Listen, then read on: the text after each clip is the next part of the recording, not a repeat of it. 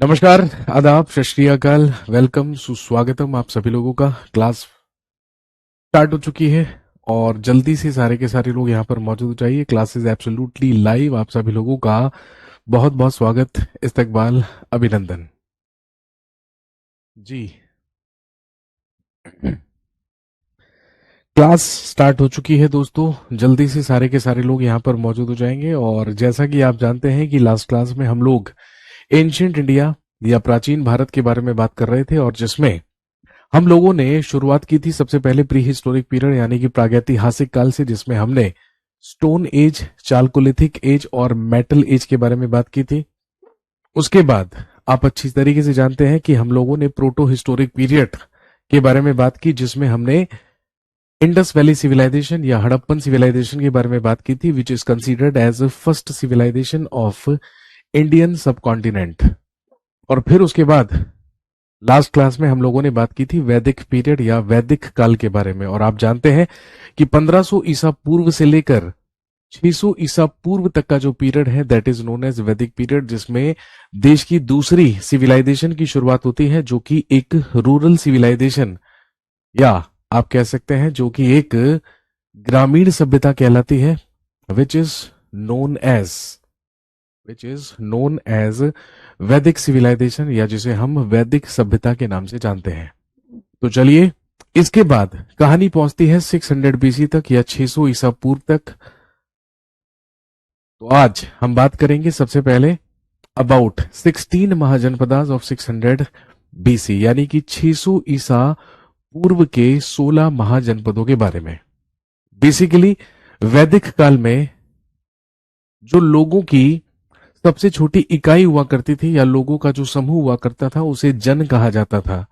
लेकिन धीरे धीरे जब कई सारे जन आपस में मिले, आपस में जुड़े, तो उसे जनपद कहा जाने लगा। और फिर उसके बाद जब कई सारे जनपद आपस में मिले तो उन्हीं को क्या कहा गया? महाजनपद कहा गया।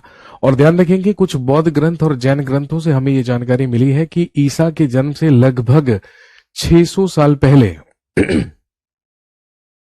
भारत में 16 महाजनपदास या 16 महाजनपद हुआ करते थे, जिनकी अलग अलग कैपिटल्स हुआ करती थी, अलग अलग राजधानियां हुआ करती थी। और इन 16 महाजनपदों में सबसे ज्यादा महत्वपूर्ण और सबसे ज्यादा प्रसिद्ध महाजनपद हुआ, और वो आप जानते हैं कौन सा था? मगध। और मगध से ही हमारे देश में डायनेस्टीज या राजवंशों की शुरुआत हुई 600 ईसा पूर्व में। लेकिन मगध से ही राजवंशों की शुरुआत क्यों हुई? इसके दो महत्वपूर्ण कारण थे। सबसे पहला कारण तो ये था कि जो मगध भूमि थी वो बहुत ज्यादा फर्टाइल लैंड थी, वो बहुत ज्यादा उपजाऊ भूमि थी, क्योंकि वो दोआब क्षेत्र में पड़ती थी।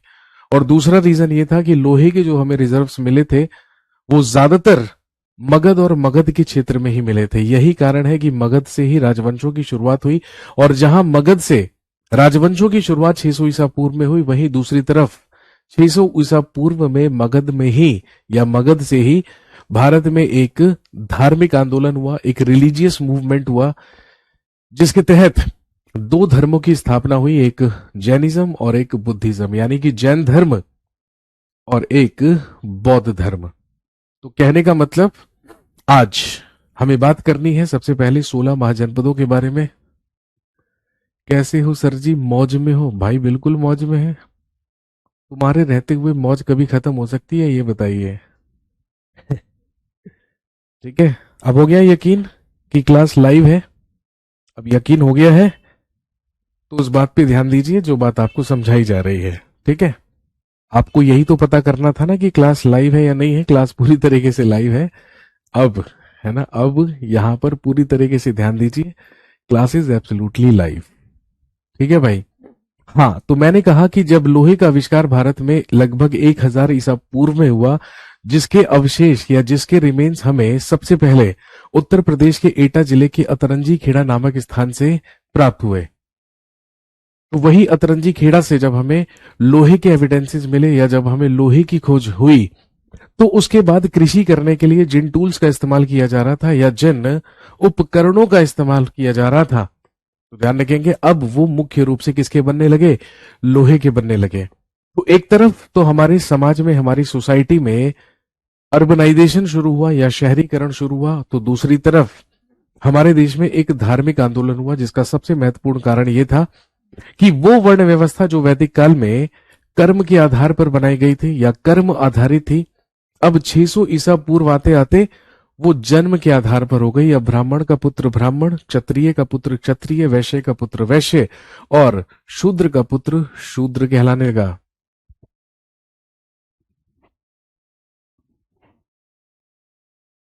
और यही कारण है कि अलग अलग वर्ण के लोगों को अलग अलग कार्य सौंप दिए गए।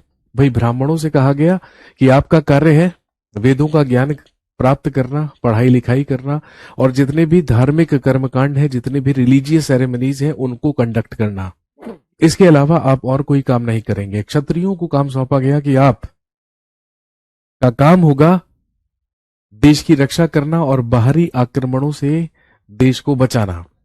इसके अलावा वैश्य को काम सौंपा गया कि आपका कार्य होगा कारोबार करना, व्यापार करना और समाज में एक आर्थिक समावेश को बनाकर रखना, एक इकोनॉमिक बैलेंस बनाकर रखना। और शूद्रों को काम सौंपा गया कि भाई आप लोग सेवक होंगे और जो बाकी 3 वर्ण हैं ब्राह्मण, क्षत्रिय और वैश्य, आप उन वर्णों की सेवा करेंगे। समझ गए बात? इसीलिए अब जितनी भी धार्मिक सेरेमनीज या धार्मिक कर्मकांड होते थे वहां पे केवल और केवल ब्राह्मणों और क्षत्रियों को तो प्रवेश मिलता, क्योंकि भाई क्षत्रिय ही उन्हें ऑर्गेनाइज कराते थे और उन्हें करने का काम किया करते थे ब्राह्मण। लेकिन वैश्य और जो शूद्र वर्ण के लोग थे उन्हें किसी भी प्रकार की धार्मिक क्रियाकलाप में या किसी भी प्रकार के रिलीजियस सेरेमनी में अब एडमिशन नहीं दिया जाता था, सम्मिलित नहीं होने दिया जाता था। बस यही कारण है कि जब उनके अंदर अराजकता बढ़ी तो क्षत्रिय कुल में ही 2 क्षत्रियों ने जन्म लिया, एक सिद्धार्थ और एक वर्धमान। सिद्धार्थ ही कहलाए गौतम बुद्ध, जिन्होंने भारत में बौद्ध धर्म या बुद्धिज्म की स्थापना की। और दूसरी तरफ क्षत्रिय कुल में ही एक और क्षत्रिय ने जन्म लिया जिनका नाम वर्धमान था, जो आगे चलकर महावीर स्वामी के नाम से प्रसिद्ध हुए और वास्तविक संस्थापक कहलाए जैनिज्म या जैन धर्म के, जो कि जैन धर्म के अंतिम या 24वें तीर्थंकर माने जाते हैं। तो दोस्तों, बुद्धिज्म और जैनिज्म को शुरू करने से पहले आज हम सबसे पहले बात करेंगे अबाउट दोज 16 महाजनपदास, उन 16 महाजनपदों के बारे में जिनका उल्लेख हमें मिलता है 600 बीसी या 600 ईसा पूर्व में। और हमें ये जानकारी मिलती है कि ईसा के जन्म से लगभग 600 साल पहले, यानी कि आज से लगभग 2600 साल पहले भारत में 16 महाजनपद हुआ करते थे।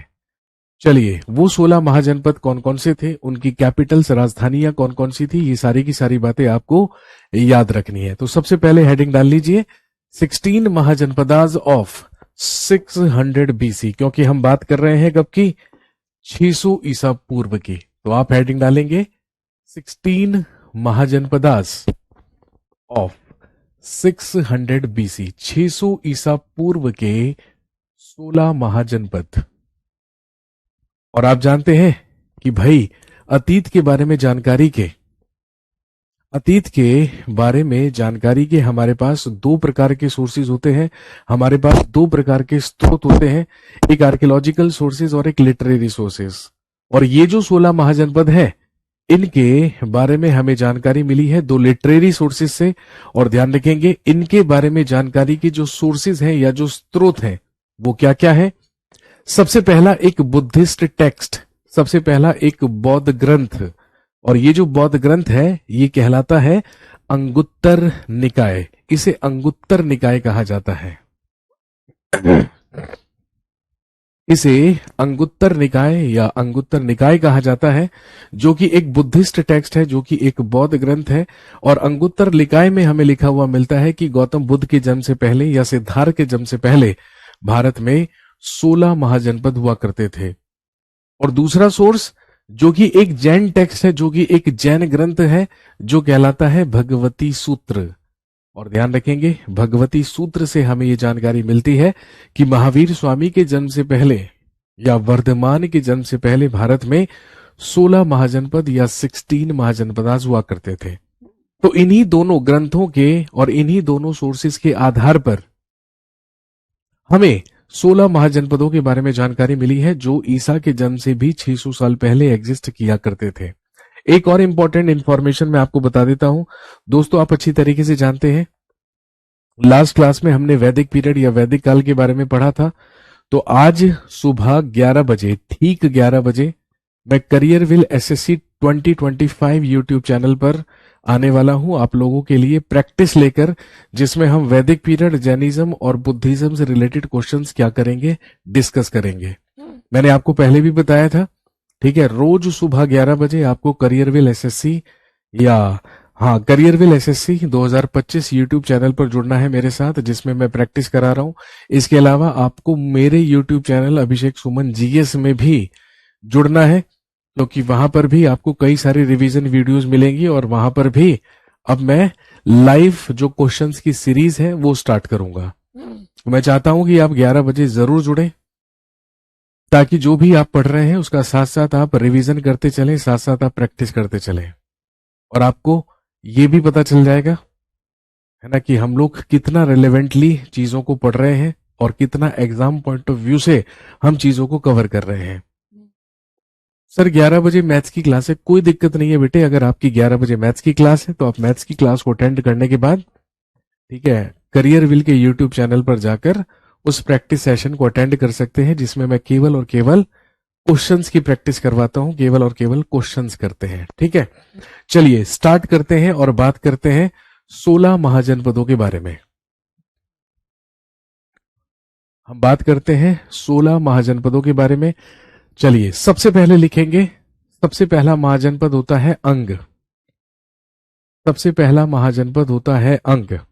आप लोग अगर साथ के साथ नोट्स बना रहे हैं तो कोई दिक्कत नहीं है, और अगर नहीं भी बना रहे हैं, ठीक है, तो बोर्ड पीएनजीज और साथ में पीडीएफ फाइल्स आपको जरूर अपलोड कर दी जाएंगी आपका समय बचाने के लिए। तो मैं चाहता हूं कि आप अपना समय तो बचाएं ही, साथ के साथ हमारा भी समय बचाएं, क्योंकि हम चाहते हैं कि जल्दी से आपका सिलेबस पूरा करके केवल और केवल आपको प्रैक्टिस कराएं, ताकि आप ज्यादा से ज्यादा प्रैक्टिस करके कॉन्फिडेंट हो सके कि भाई अगर एग्जाम में अब कोई भी सवाल आएगा तो आप आसानी से उसे अटेम्प्ट कर लेंगे, आसानी से उसे कर लेंगे, ठीक है। सबसे पहला महाजनपद होता है अंग। अंग वो क्षेत्र है जो आज बिहार में भागलपुर और मुंगेर क्षेत्र है। ब्रैकेट में लिखा है, ये वर्तमान में कहां पर है, बिहार में।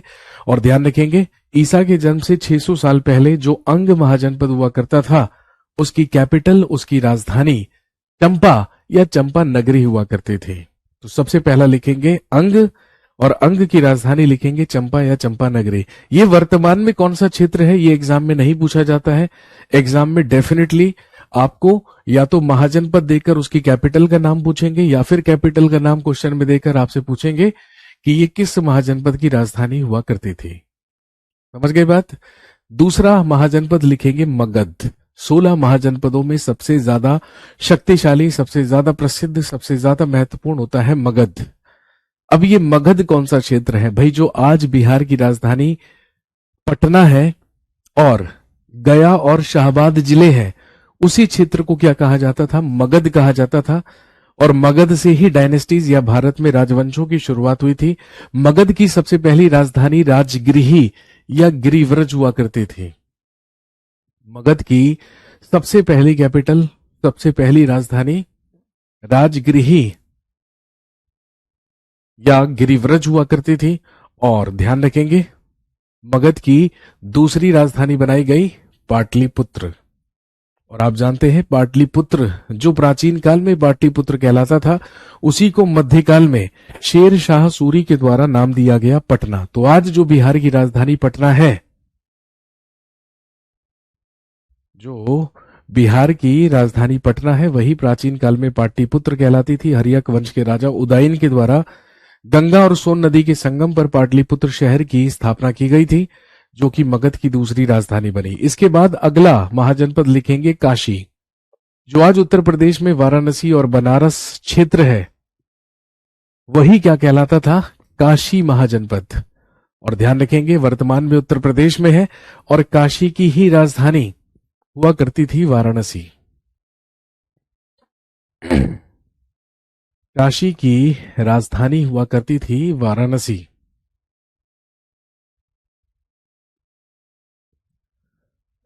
और आप जानते हैं जो वाराणसी है, वरुण और अस्सी नदी के बीच में होने के कारण ही इसे नाम दिया गया है वाराणसी। और ये विश्व का सबसे पुराना जीवित शहर कहलाता है, यानी कि जब से वाराणसी बसा है तब से लेके आज तक ये कभी भी डिस्ट्रॉय नहीं हुआ है। प्राचीनतम से प्राचीन शहर कहलाता है वाराणसी, जो कि उत्तर प्रदेश में है। वरुण और अस्सी नदी के बीच में और साइड से बहती है गंगा नदी। शिव नगरी बोलते हैं वाराणसी को, विश्व का सबसे पुराना जीवित शहर कहलाता है। इसके बाद अगला होता है कौशल महाजनपद, जो कि वर्तमान में उत्तर प्रदेश में ही है। 2024 में ही एसएससी के एग्जाम में सेम सवाल पूछा गया था कि बताइए कौशल महाजनपद वर्तमान में किस राज्य में स्थित है। तो कौशल महाजनपद उस महाजनपद को कहा जाता था जहां पर आज, है ना, जहां पर आज उत्तर प्रदेश की अगर हम बात करें तो भाई उत्तर प्रदेश में फैजाबाद, अयोध्या, गोंडा, बहराइच जो क्षेत्र है उसी क्षेत्र को कौशल कहा जाता था। कौशल महाजनपद की राजधानी दो हुआ करती थी, एक श्रावस्ती और एक अयोध्या। और आप तो अच्छी तरीके से जानते हैं भाई अयोध्या का उल्लेख हमें रामायण में भी मिला है। कौशल नरेश राजा इक्ष्वाकु वंश के राजा दशरथ के ही तो पुत्र हुए हैं श्री रामचंद्र। तो कौशल महाजनपद की राजधानी श्रावस्ती और अयोध्या हुआ करती थी। तो अयोध्या रामायण काल से हमें उल्लेख मिलता है अयोध्या का। जैन धर्म के सबसे पहले तीर्थंकर हुए हैं ऋषभ देव, जिनका जन्म भी कहां पर हुआ था, अयोध्या में। इसके अलावा अयोध्या अभिलेख से हमें पुष्यमित्र शुंग के बारे में भी जानकारी मिलती है, जिसे हम पोस्ट मॉडर्न पीरियड में पढ़ेंगे। तो अयोध्या का उल्लेख इतिहास में कई बार हुआ है। और साथ में आप जानते हैं श्रावस्ती वो जगह है जहां पर गौतम बुद्ध के द्वारा सबसे ज्यादा उपदेश दिए गए थे पाली भाषा में।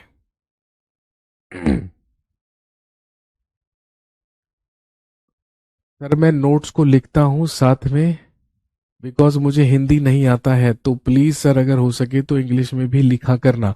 मेरे भाई देखो सारी की सारी चीजें हिंदी और इंग्लिश दोनों में लिखी हैं।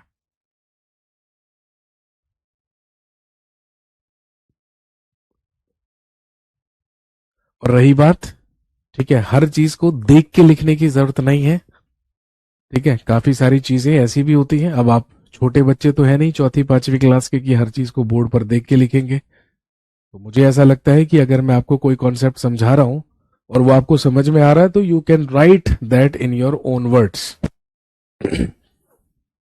जब आप कॉम्पिटिटिव एग्जाम की तैयारी करते हैं, ठीक है, ग्रेजुएट लेवल पर तैयारी करते हैं, तो मैं आपसे इतनी उम्मीद कर सकता हूं कि एटलीस्ट अगर आपको कोई चीज समझ में आई है तो आप वो नोट तो कर ही सकते हैं।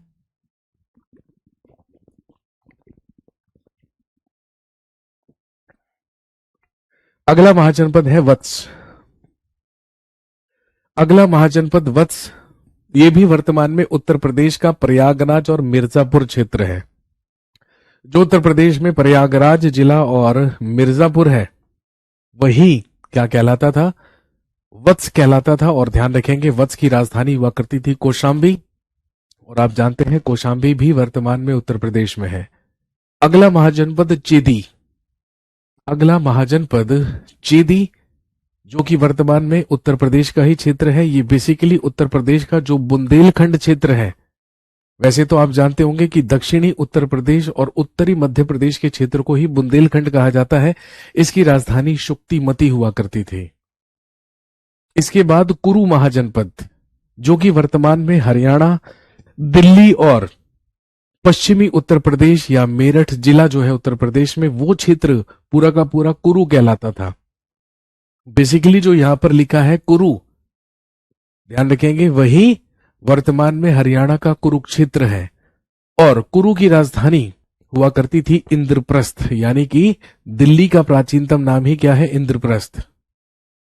और आप जानते हैं कि इंद्रप्रस्थ और महाभारत काल में भी हमें कुरु का उल्लेख मिलता है, जिसकी राजधानी हस्तिनापुर हुआ करती थी, जो कि वर्तमान में उत्तर प्रदेश में मेरठ जिले में है। समझ गए बात? मेरी आप लोगों से रिक्वेस्ट है, ठीक है, अभी हम लोग पढ़ रहे हैं और अभी हम लोग समझ रहे हैं, तो बेवजह यहां पर कमेंट्स ना कीजिए। जब क्लास ओवर होगी तो मैं डेफिनेटली आपसे कहूंगा कि ठीक है, जिसका जो डाउट है वो पूछ लीजिए। ऐसे बेवजह आप क्लास के बीच में कमेंट करते रहेंगे तो मुझे भी मजा नहीं आएगा और आपको भी मुझसे शिकायतें होंगी कि मैं आपके कमेंट्स नहीं पढ़ रहा हूं, क्योंकि मैं यहाँ पे पढ़ने नहीं पढ़ाने आया हूं। तो मेरा काम यहाँ पे, ठीक है, कमेंट्स पढ़ने से ज्यादा आपको पढ़ाना है। प्लीज बताइए, क्या सारी क्लासेस बीपीएससी प्रीलिम्स के लिए काफी होंगी? जाके बीपीएससी प्रीलिम्स के क्वेश्चन करके देखिए, सारी की सारी चीज अपने आप समझ में आ जाएगी।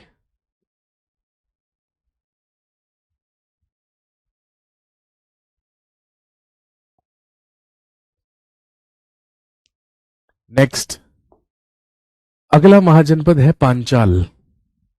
अगला महाजनपद है पांचाल, जो कि उत्तर प्रदेश में, वर्तमान में उत्तर प्रदेश में जो रुहेलखंड क्षेत्र है उसी को क्या कहा जाता था? पांचाल कहा जाता था। महाभारत में आपने पांचाली का नाम सुना होगा। द्रौपदी कहलाती थी पांचाली क्योंकि वो बिलोंग करती थी पांचाल से ही। वर्तमान में जो उत्तर प्रदेश में मुरादाबाद, बरेली, पीलीभीत ये क्षेत्र है, उसी को क्या कहा जाता था? पांचाल कहा जाता था। और ध्यान रखेंगे, पांचाल की दो राजधानी हुआ करती थी। उत्तरी पांचाल की राजधानी अहिछत्र हुआ करती थी और दक्षिणी पांचाल की राजधानी हुआ करती थी काम्पिल्य। अहिछत्र और काम्पिल्य। अहिछत्र का मतलब वर्तमान का उत्तर प्रदेश में बरेली क्षेत्र, और काम्पिल्य आप कह सकते हैं उत्तर प्रदेश में जो कन्नौज क्षेत्र है। अगला महाजनपद है दोस्तों मत्स्य। मत्स्य वर्तमान में राजस्थान में है। जो आज राजस्थान में जयपुर, भरतपुर और अलवर जिले हैं, अलवर क्षेत्र है, उसी को मत्स्य कहा जाता था, जिसकी राजधानी हुआ करती थी विराटनगर। मत्स्य की राजधानी विराटनगर।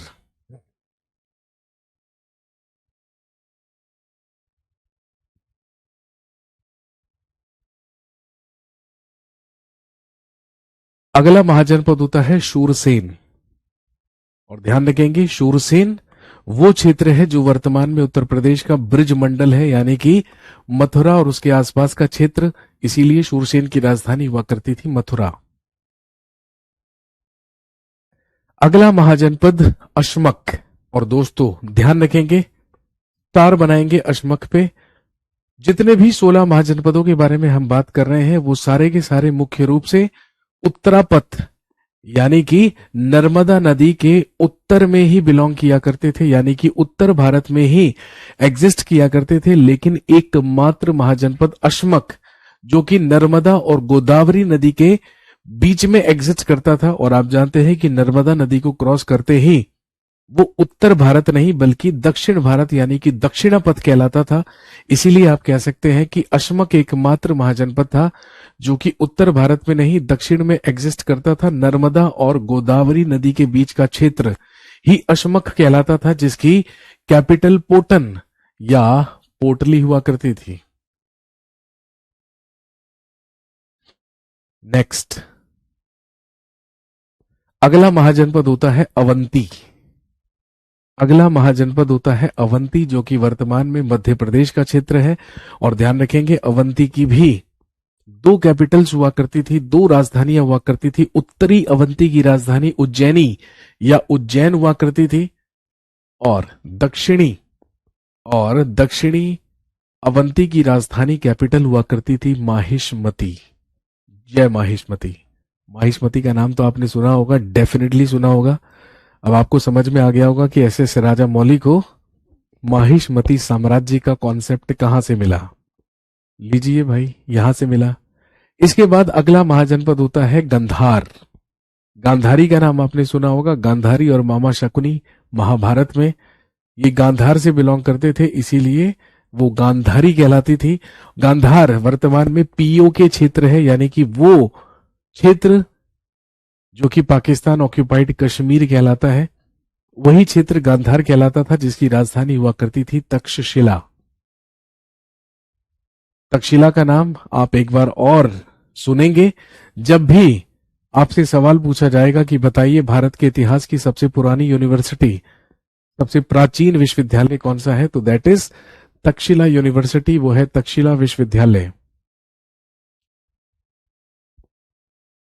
लेकिन अब तक्षशिला वर्तमान में भारत में नहीं बल्कि पाकिस्तान क्षेत्र में है, इसीलिए वर्तमान भारत में भारत की सबसे प्राचीन यूनिवर्सिटी या सबसे पुरानी यूनिवर्सिटी कहलाती है नालंदा। नालंदा यूनिवर्सिटी का नाम आपने सुना होगा। 413 ईस्वी में गुप्त वंश के राजा कुमार गुप्त के द्वारा इसकी स्थापना करवाई गई थी। अगला महाजनपद है दोस्तों कंबोज। कंबोज यानी कि कश्मीर का जो पुंछ क्षेत्र है वही क्या कहलाता था, कंबोज कहलाता था। और कंबोज की दो राजधानियां हुआ करती थी, हाटक और राजपुर, यानी कि राजपुर या लाजपुर। ये कंबोज की कैपिटल, कंबोज की राजधानी हुआ करती थी। इसके बाद अगला महाजनपद होता है वज्जी, जो कि 8 राज्यों का संघ हुआ करता था। वज्जी एक संघ था, एक यूनियन था, और वज्जी की राजधानी हुआ करती थी वैशाली। वर्तमान में बिहार और नेपाल के क्षेत्र के कई राज्य मिलकर क्या कहलाते थे, वज्जी कहलाते थे, जिसकी राजधानी वैशाली हुआ करती थी। और आप जानते हैं वैशाली भी बिहार में है।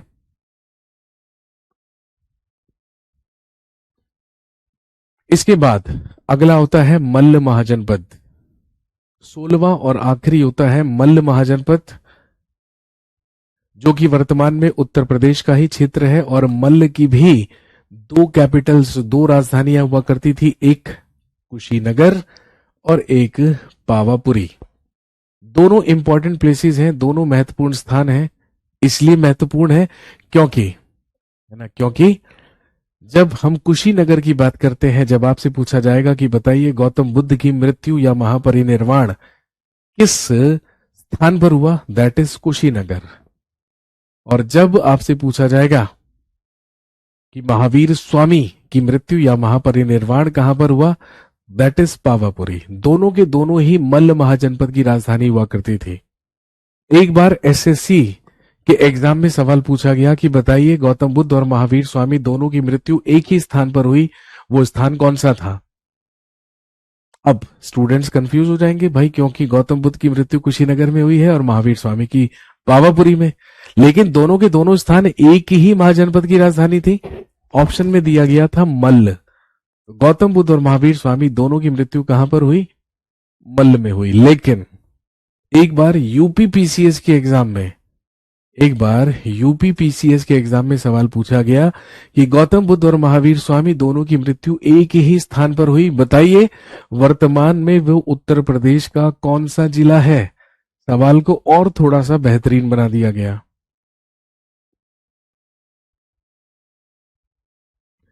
सर आपकी बात समझ में आ रही है भाई? बिल्कुल, ये तो अच्छी बात है, समझ में आनी भी चाहिए। अगर मेरी बात ही समझ में नहीं आएगी तो फिर कैसे काम चलेगा।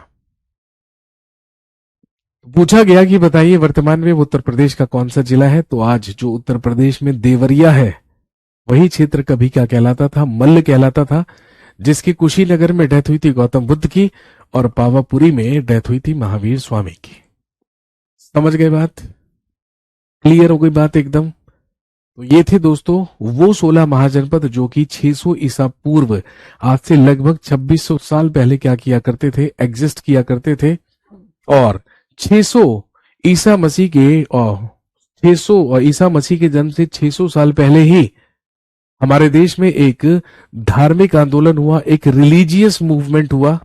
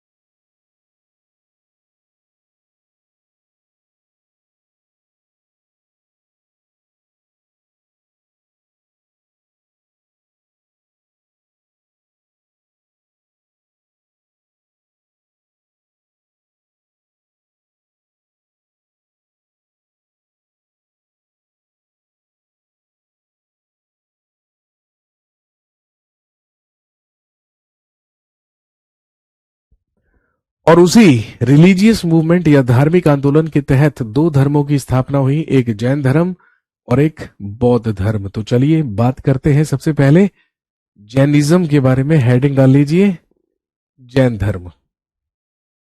सबसे पहले हेडिंग डाल लीजिए जैनिज्म या जैन धर्म। सर एमसीक्यू प्रैक्टिस किस बुक से करें? किसी भी बुक से आपको एमसीक्यू की प्रैक्टिस करने की जरूरत नहीं है, क्योंकि हर रोज सुबह 11 बजे मैं career will SSC 2025 YouTube channel पर प्रैक्टिस करवा रहा हूं। हिस्ट्री की भी एक क्लास हो चुकी है, पॉलिटी की भी हो चुकी है और स्टैटिक जीके की भी हो चुकी है। तो आपके हिस्ट्री, पॉलिटी और स्टैटिक जीके तीनों के तीनों सब्जेक्ट्स की प्रैक्टिस कराने की जिम्मेदारी मेरी है। आप निश्चिंत रहिए। सुबह 11 बजे रोज प्रैक्टिस सेशन होता है जिसमें मैं प्रैक्टिस कराता हूं।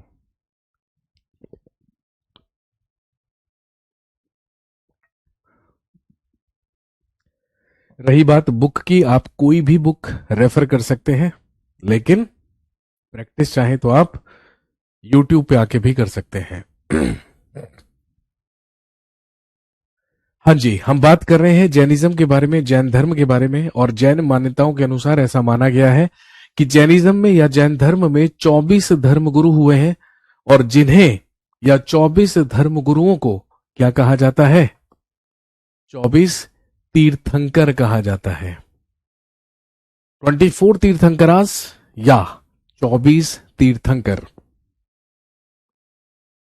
और दोस्तों ध्यान रखेंगे, जैन धर्म के 24 तीर्थंकराज में से या 24 तीर्थंकरों में से जैन धर्म के संस्थापक, फाउंडर और सबसे पहले तीर्थंकर या फर्स्ट तीर्थंकरा माने जाते हैं ऋषभदेव। जैन धर्म के सबसे पहले तीर्थंकर हुए ऋषभदेव, जिनका जन्म अभी अभी मैंने थोड़ी देर पहले आपको बताया अयोध्या में हुआ था। लेकिन इनकी ऐतिहासिकता सिद्ध नहीं है। जैन ग्रंथों के अनुसार ऐसा माना जाता है कि ही हैड 2 सन्स। सर आपके YouTube चैनल का नाम क्या है? अभिषेक सुमन जीएस। मेरा नाम आपको पता ही है, अभिषेक सुमन है, और मैं पढ़ाता हूं जीएस। तो बस यही लिखना है आपको YouTube पे, अभिषेक सुमन जीएस। मेरा YouTube चैनल आपको मिल जाएगा, उसे सब्सक्राइब कर लीजिएगा, नोटिफिकेशन से इनेबल कर लीजिएगा और वारे के न्यारे हो जाइएगा। जैन धर्म के सबसे पहले तीर्थंकर और संस्थापक, फाउंडर माने जाते हैं ऋषभदेव। इनकी ऐतिहासिकता सिद्ध नहीं मानी जाती है, लेकिन जैन मान्यताओं के अनुसार ऐसा माना जाता है कि ही हैड 2 सन्स। इनके 2 पुत्र थे। इनके बड़े पुत्र का नाम था भरत, और जैन मान्यताओं के अनुसार इन्हीं के नाम पर हमारे देश का नाम क्या पड़ा है?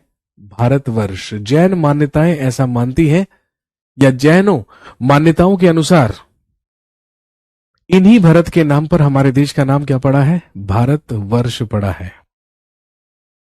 लेकिन आप जानते हैं भारतवर्ष का उल्लेख तो हमें ऋग्वेद से भी मिला है। और अगर हम महाभारत की बात करें तो भाई महाभारत में दुष्यंत और शकुंतला के पुत्र हुए सम्राट भरत, और सम्राट भरत के नाम पर हमारे देश का नाम भारतवर्ष पड़ा, ऐसा भी माना जाता है।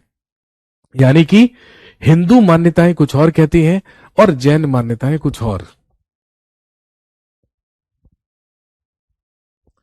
सर इंस्टाग्राम क्या नेम है? अरे मेरे भाई फिर से लिखिए अभिषेक सुमन जी इस इंस्टाग्राम पे। मैं नजर आ जाऊंगा आपको मुस्कुराते हुए। क्या बात कर दी आपने? मतलब अभी तक आपने मेरे को इंस्टाग्राम पे भी फॉलो नहीं करा है? ऐसा मत करो यार।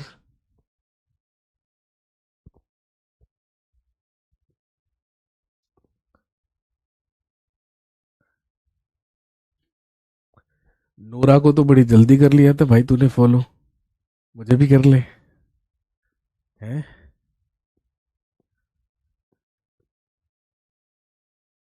माना कि हमें बैली डांस करना नहीं आता है, हाई गर्मी करना नहीं आता है, लेकिन देखो कितना अच्छा काम कर रहा हूं मैं, आप लोगों को ज्ञान दे रहा हूं। और ये ज्ञान है ना आपको एग्जाम क्वालिफाई करने में तो काम आएगा ही, लेकिन आप ये सोचिए है ना, ये ज्ञान आपको जीवन में कितना काम आएगा, बहुत ज्यादा। जिस पर्सन के पास जीएस की नॉलेज है, जिसका जनरल अवेयरनेस अच्छी है, जिसकी जीएस अच्छी है, आप देखिएगा लाइफ में उसका कॉन्फिडेंस लेवल अलग ही होता है।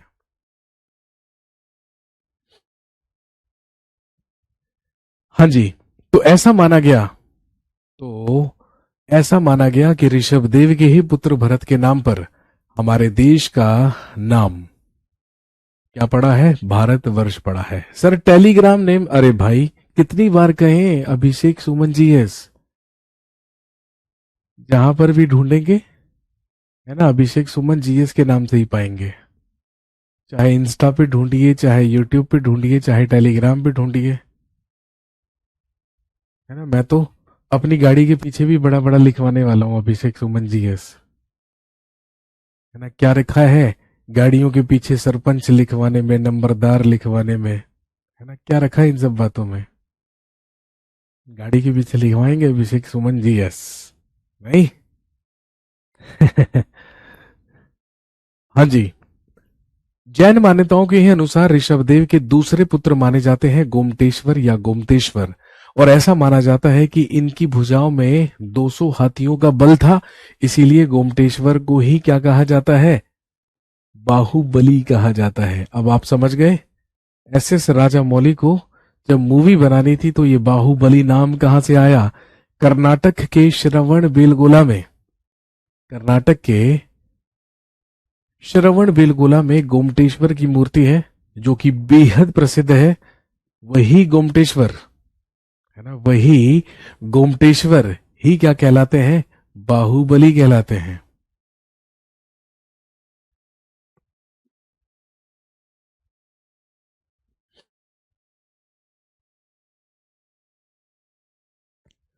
जिस तरीके से ऋषभदेव की ऐतिहासिकता सिद्ध नहीं है, वैसे ही दूसरे से लेके 22वें तीर्थंकर की भी ऐतिहासिकता सिद्ध नहीं मानी जाती है। कुछ कुछ ऐतिहासिकता सिद्ध मानी जाती है। जैन धर्म के 23वें तीर्थंकर की जो हुए हैं पार्श्वनाथ। पार्श्वनाथ का नाम आपने सुना होगा। पार्श्वनाथ जैन धर्म के 23वें तीर्थंकर हुए जिनका जन्म काशी में हुआ था। और दोस्तों ध्यान रखेंगे, he died at the age of 100 years on Sammed hill before 250 years of the birth of Mahavir Swami. इनके बारे में भी हमें केवल और केवल ये जानकारी मिलती है कि पार्श्वनाथ की मृत्यु 100 वर्ष की आयु में हुई थी, जब वो 100 साल के थे, और सम्मेद पर्वत पर हुई थी महावीर स्वामी के जन्म से भी 250 साल पहले। अब आप खुद सोचिए, अगर जैन धर्म के 23वें तीर्थंकर की मृत्यु महावीर स्वामी के जन्म से भी 250 साल पहले हुई है, तो उनका जन्म तो 350 साल पहले हुआ होगा। और इन्हीं के द्वारा जैन धर्म में 4 महाव्रत दिए गए, और 4 महाव्रत फॉलो करने के लिए कहा गया। जो कौन कौन से थे? सबसे पहला कहलाता है सत्य, हमेशा सच बोलिए भाई, ट्रुथ। दूसरा अहिंसा, हमेशा हिंसा से दूर रहिए, यानी कि नॉन वायलेंस। तीसरा अस्ते, अस्ते का मतलब होता है चोरी ना करना, नॉन स्टीलिंग। और एक कहलाता है अपरिग्रह, नॉन पोजेशन, यानी कि किसी भी सांसारिक वस्तु को या संपत्ति को इकट्ठा करके ना रखना। इन्होंने कहा आप इन 4 महाव्रतों को फॉलो कीजिए, truth, non violence, non stealing and non possession. यही मोक्ष प्राप्ति का सबसे सरल मार्ग है, आपको मोक्ष मिल जाएगा। लेकिन जैन धर्म के एक्चुअल फाउंडर और 24th तीर्थंकर माने जाते हैं महावीर स्वामी। महावीर स्वामी का तो नाम आप सबने सुना ही होगा। सर एस राजा मौली ने भी आपसे ही जीएस पढ़ी होगी। काश ऐसा होता मेरे भाई। अगर ऐसा होता तो फिर, है ना, मूवी में प्रभास को रखने की क्या जरूरत थी? फिर तो एस राजा मौली साहब मुझसे ही या मुझे ही लेके मूवी बना देते। चलो खैर, बाहुबली का रोल ना मिलता भाई, कोई तो मिलता छोटा मोटा रोल, है ना। कालिकी की सेना का जो सेनापति था भाई, उसी का रोल मिल जाता। जैन धर्म के 24वें तीर्थंकर और एक्चुअल फाउंडर माने जाते हैं महावीर स्वामी।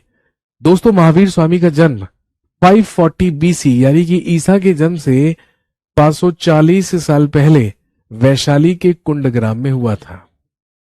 बिहार के वैशाली के कुंडग्राम में जन्म माना जाता है महावीर स्वामी का 540 बीसी यानी कि ईसा के जन्म से 540 साल पहले।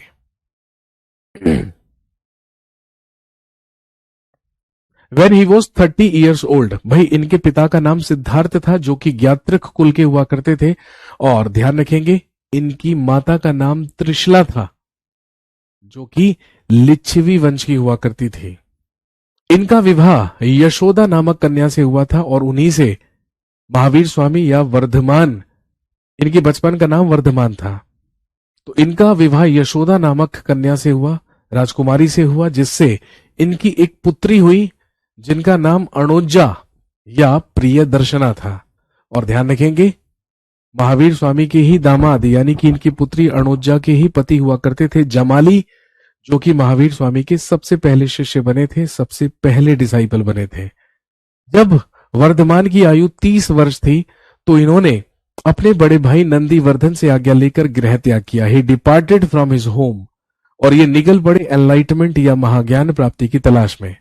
और ध्यान रखेंगे जब ये महाज्ञान प्राप्ति की तलाश में निकले तो इनकी मुलाकात एक व्यक्ति से हुई जिसका नाम था मखली गोशाल।